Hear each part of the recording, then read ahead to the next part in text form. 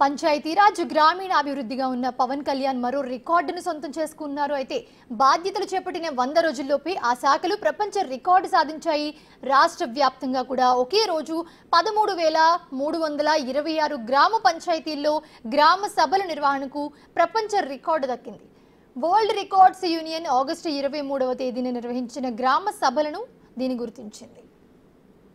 Union recognizes the record for the largest number of Gram Panchayats conducting Gram Sabhas in a single day within a state is 13,326 and was achieved by the state of Andhra Pradesh, India on 23rd August 2024.